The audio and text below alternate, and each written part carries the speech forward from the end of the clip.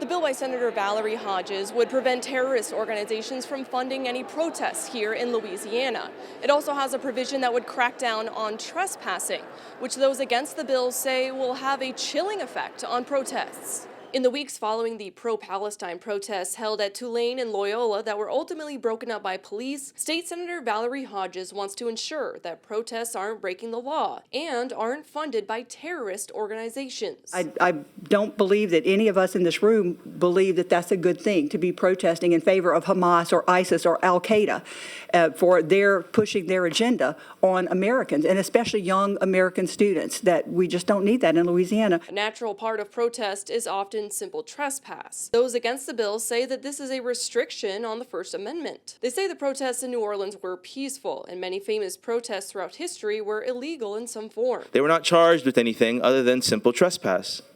These are students with snipers in their faces. Hodges' bill also establishes political affiliation as a protected class against discrimination. Some of the Loyola and Tulane protesters said that nobody is being paid by terrorist organizations, but feel that their voices are being stifled by people who do not agree with them. Civil disobedience, like free speech, academic freedom, and the right to peacefully assemble, as inscribed in the First Amendment to our United States Constitution, are cornerstones of a healthy democracy. Hodges emphasized that she is fully in support of free speech, but wants Louisiana to have law and order. The bill faced no objections in committee and now heads to the full House. It already has Senate approval.